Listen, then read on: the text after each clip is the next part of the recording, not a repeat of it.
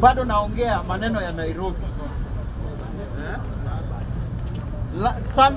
Sometimes nilisikia mwanaume mwingine alijitoka tu akasema Nairobi lazima tukue na gema yote. Wewe bwana, kama unataka sisi wote kama hatuko kwa gema tuende kwetu, utuambie tu tuone kama nyinyi gema mtakaa kwa hii Nairobi kama sisi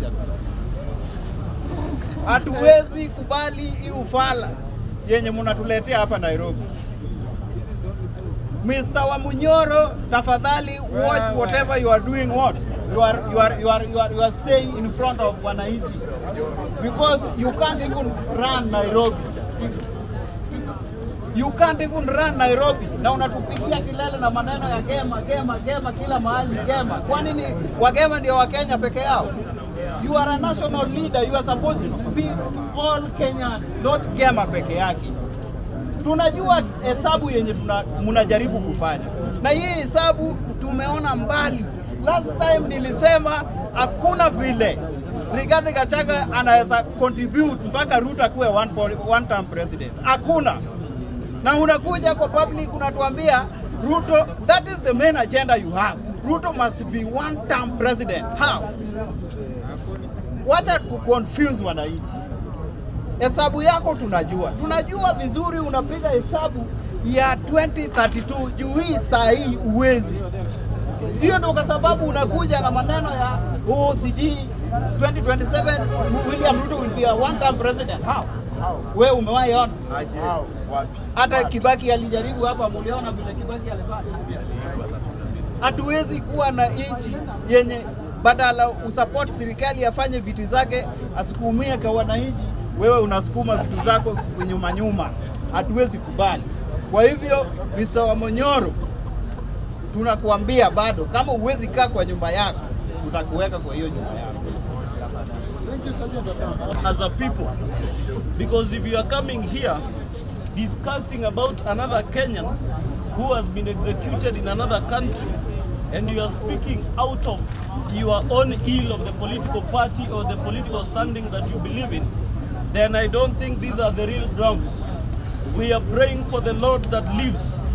We are praying for the same Lord that is always there, that the lady Nduta to continue having life and come back and help us send this government home, because it is the same reason. It is this government that is making systems difficult for this country. That is why people are seeking greener pastures outside. If the systems of this country was working well, if everything was working good for this country, then I don't think people will be getting outside the country to look for other jobs. So we are praying for your good health, and please, if you ask that Nduta, if you ask him now, if you can be rescued, what can you do to this government? Then he can give you a direct answer that he will help us get this government out. Mr. Speaker, I want to speak about the issue of Lesser Pit. You are the same Archbishop that prayed for this government during when Boma's day was there. You are the same pastor who prayed for this government. We want to tell you, take the same statements to a church that President Ruto is going to attend next Sunday.